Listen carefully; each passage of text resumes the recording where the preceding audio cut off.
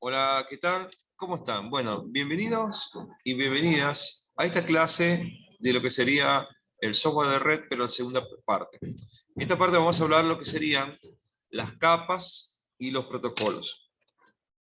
En el software hay toda una arquitectura de red eh, que permite lo que sería la transmisión de los datos.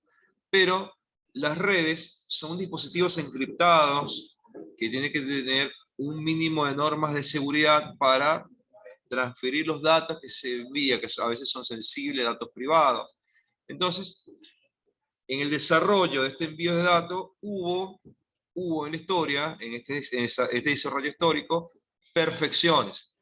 Perfecciona los modelos de redes. En esta clase vamos a hablar básicamente de dos tipos de modelos. El modelo OSI, a grandes rasgos, y el modelo TCP/IP, que es el actual, el que estamos usando. Hay otros modelos, y hay otros mucho más nuevos. Por ejemplo, los protocolos de Internet de las Cosas, que lo veremos en otra oportunidad. Bueno, acá hay que hablar de qué es una arquitectura. Es cómo está conformada.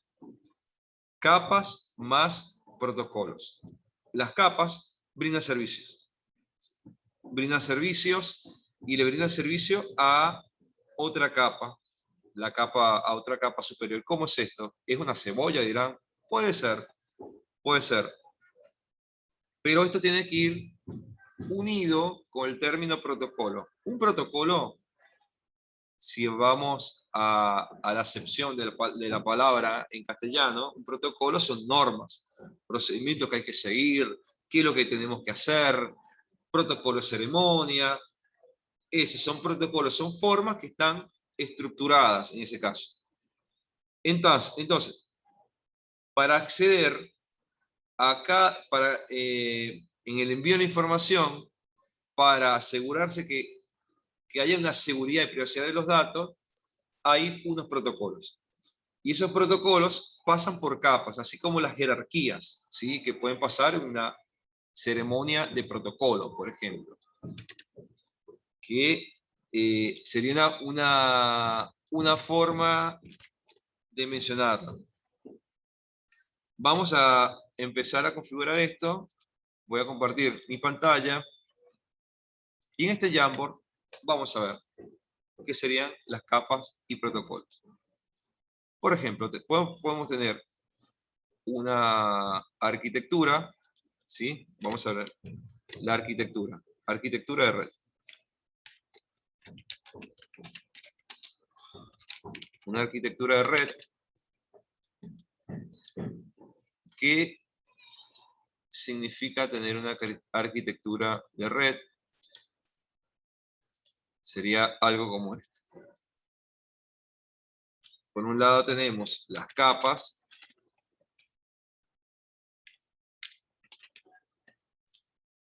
y por otro lado tenemos los protocolos.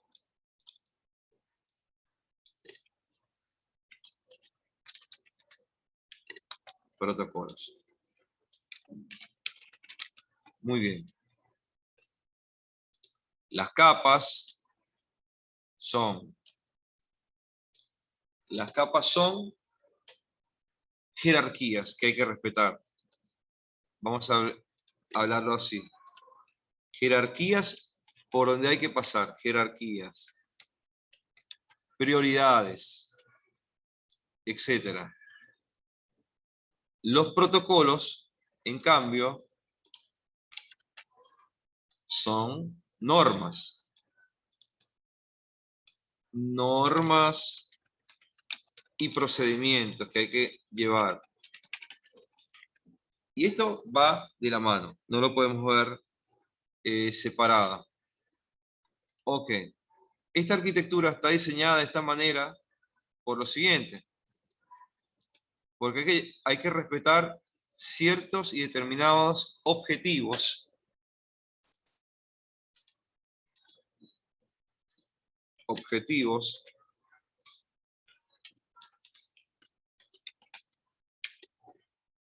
De este sistema, que son los siguientes.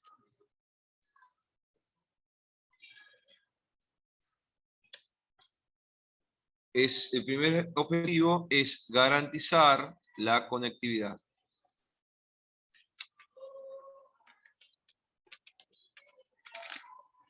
Garantizamos la conectividad. Segundo, que exista una modalidad, que todo sea por modularidad, que sea secuencial, que haya una facilidad en la implementación de los datos, facilidad de implementación.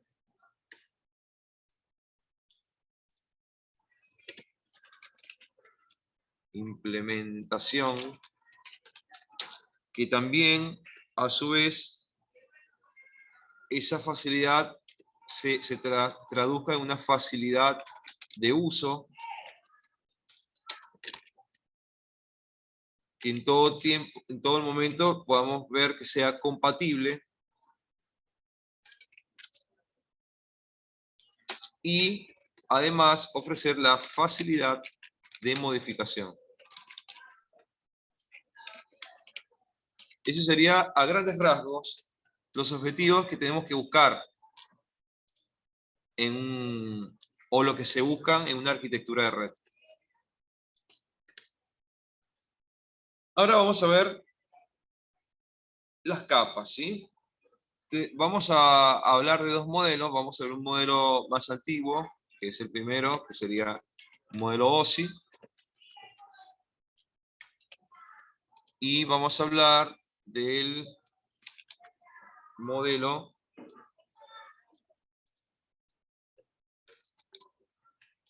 TCP/IP, ¿sí? TCP/IP.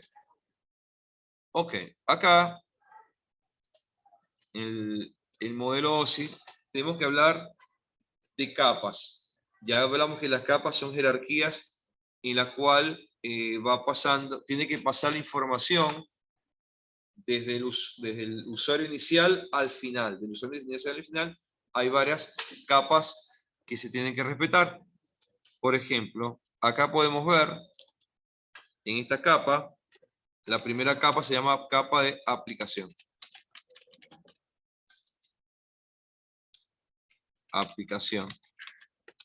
La capa de aplicación. Después tiene una capa que es la de presentación. La capa de sesión. Transporte.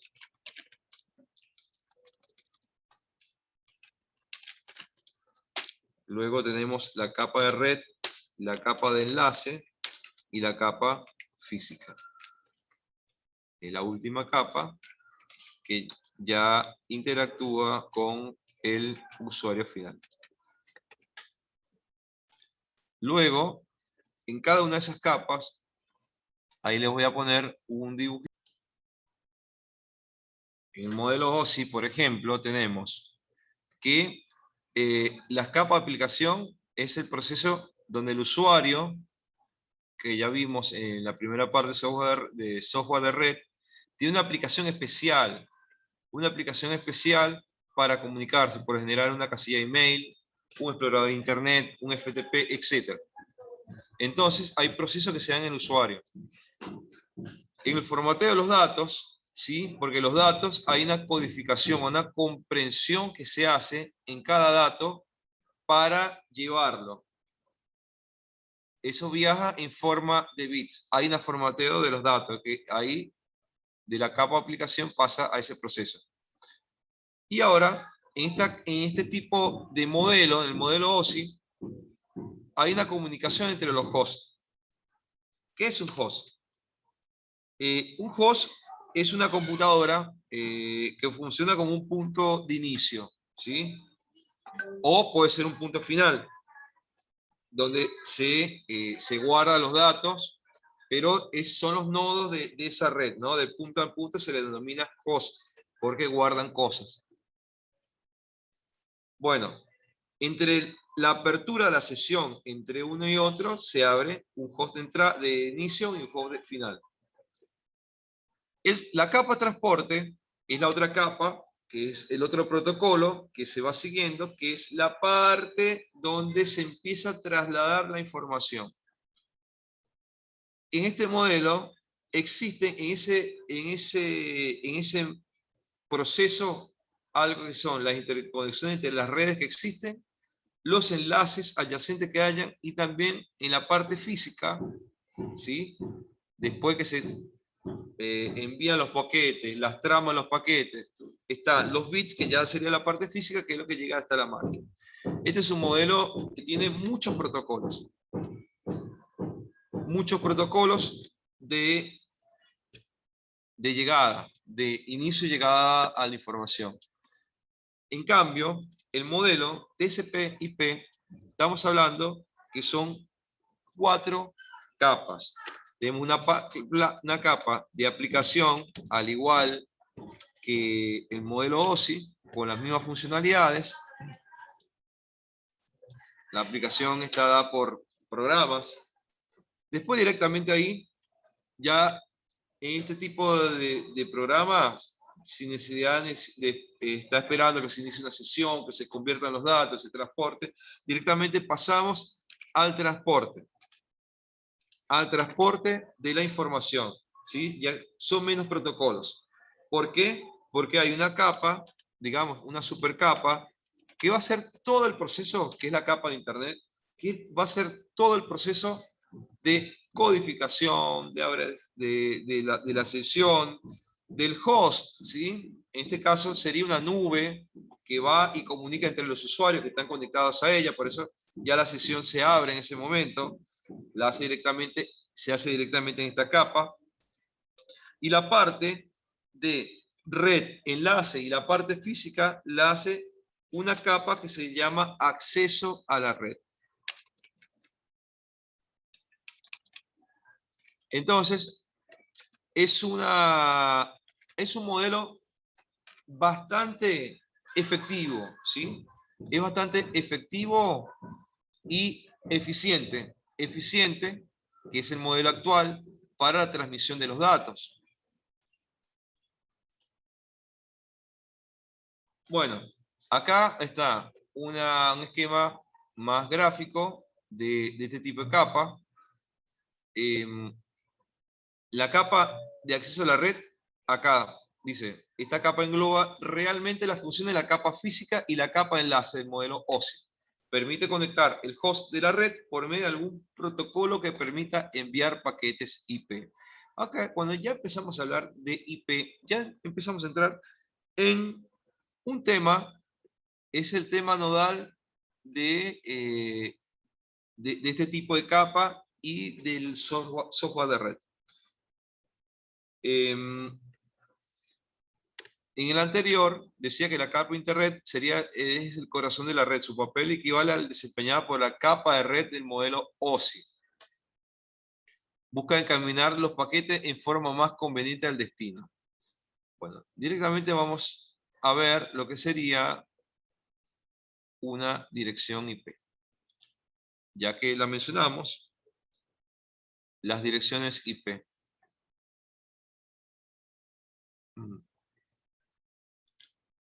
Agregamos direccionamiento IP. Direccionamiento IP.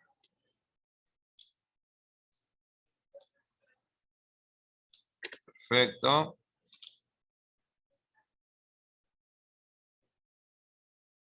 Esta es la capa del modelo.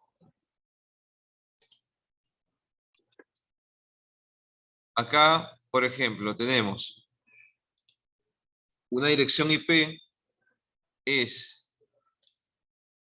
son números de 32 bits que constituyen una dirección única, ¿sí?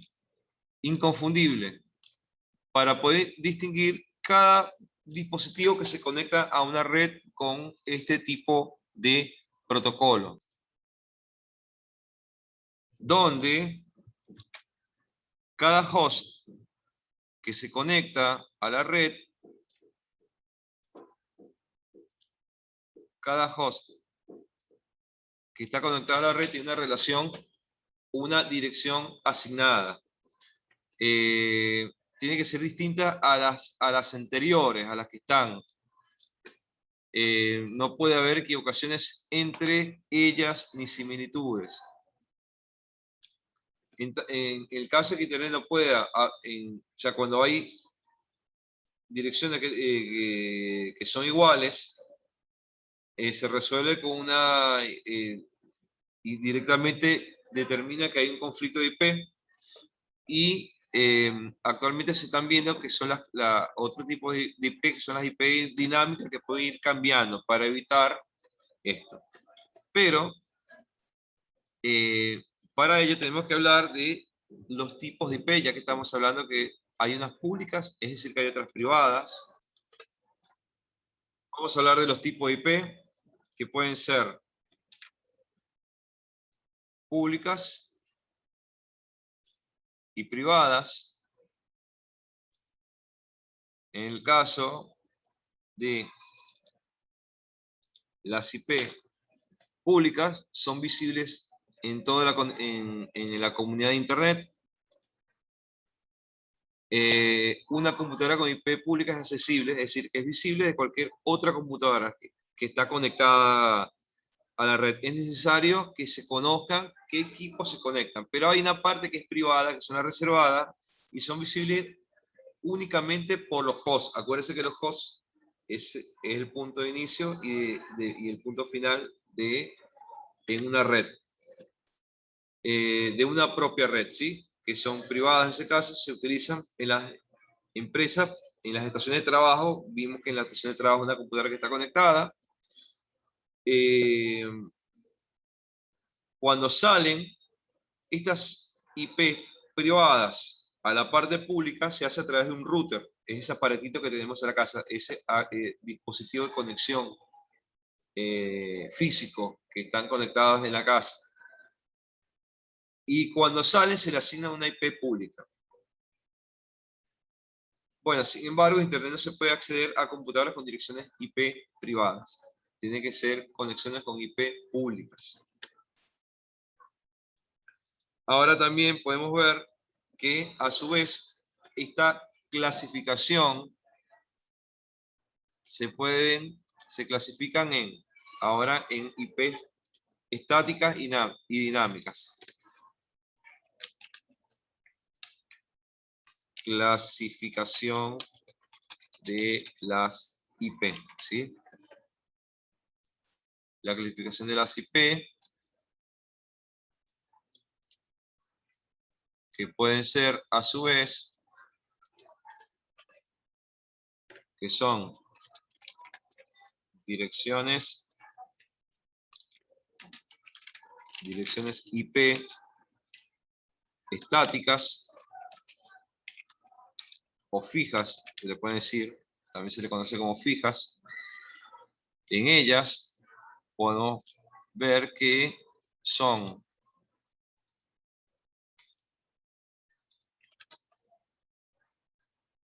un host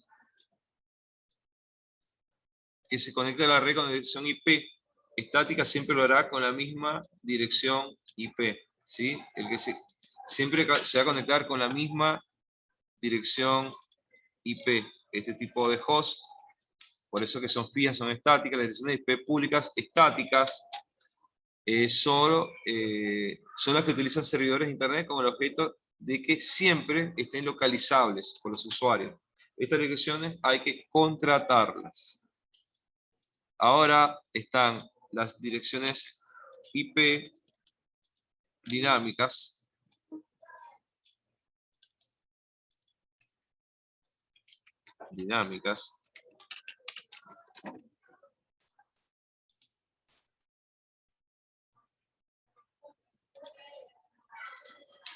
Son las dinámicas que ellas, por ejemplo,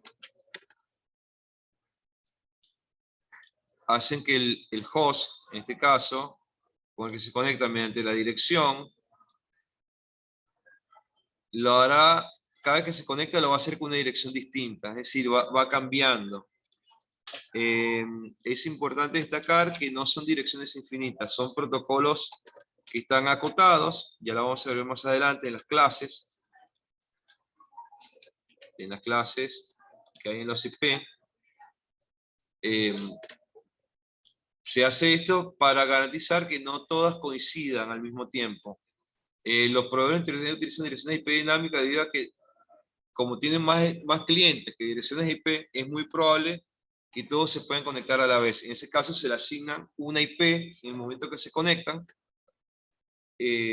para evitar problemas de tráfico, pero son formas efectivas que se han constituido para garantizar la efectividad en las conexiones. En una dirección IP, la definición decía que son direcciones o números de 32 bits, ¿sí? Que parten desde el 0, del número 0 al 1, al 31, ¿sí? Ahí tendríamos 32 numeritos que se clasifican de la siguiente manera. Pueden ser de distintas clases, A, B, C, D o E, ¿sí? Hay una especificación de si son de redes o de host. En las clases A son redes y host, donde dedican 4 bits a la red y el resto a la host, a la de bits de la parte de los datos, a la computadora, digamos, al host donde se guarda la información.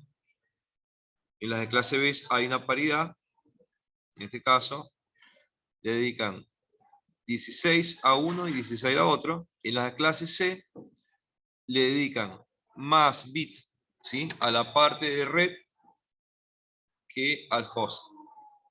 Las D y la E, ¿sí?, son tipos de direcciones de multidifusión, o la clase E son reservadas, que no se pueden usar, se utilizan tienen otro tipo de funciones más privadas, son exclusivas de servicios de inteligencia, de datos muy importantes. No solamente se utilizan para eso, la clase D y clase E. Esto se traduciría de la siguiente manera. Se traduce de la manera siguiente, es que ahora ya hablamos que hay un rango de direcciones según la clase, ¿sí? El rango IP, el rango de redes. Para reconocer una dirección de clase A o de clase B, C o E, basta con mirar cuál sería el prefijo, ¿sí? El prefijo con el cual inicia. Acá tenemos el número de redes existentes para la clase A, son 128, 16.000 para la clase B y casi 2.100.000 para la clase C. Estas a su vez van cambiando según los usuarios que se conecten. El número de redes por host, ¿sí?, por computadoras. En el caso de las más reservadas son estas. Bueno, ok, acá lo que nos interesa es el rango. Las IP que usamos, las más comerciales, son las número C, ¿sí?, son las más comunes. En total hay un número de casi 2.100.000 de redes, ¿sí?, para 254 hosts, y los números varían de la siguiente manera. Por ejemplo, siempre empiezan con 192, en este caso 192.0.0, y el último número puede llegar hasta 255, va del 0 al 255, el último número, que es el rango. Por general, todas las redes tienen 192, 168.1 o .0, y van variando ahí en la combinación. Este es el tipo de direcciones de IP más comunes para celulares y computadoras.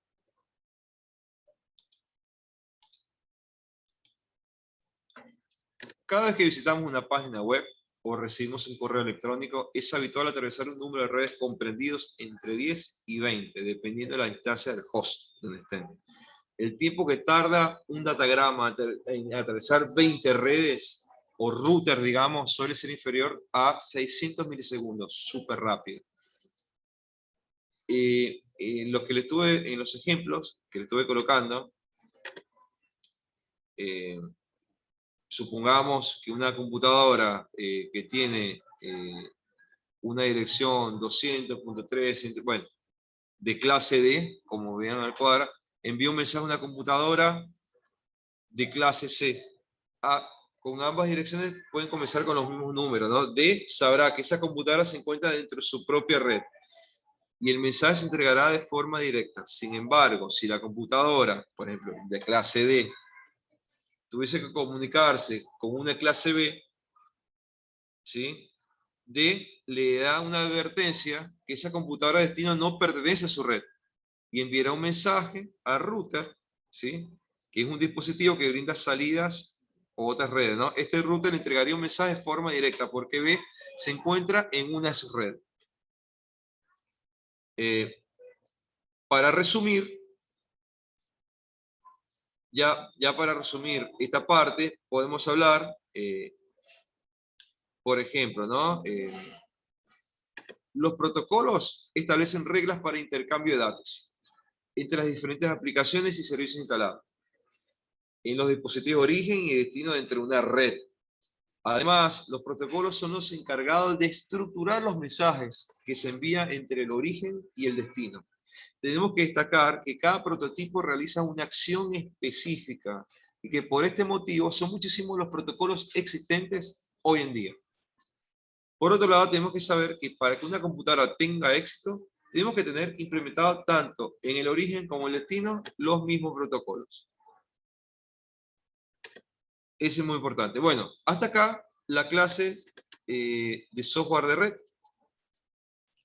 que es la parte 2. Después le voy a asignar una tarea por las vías correspondientes. Muchas gracias.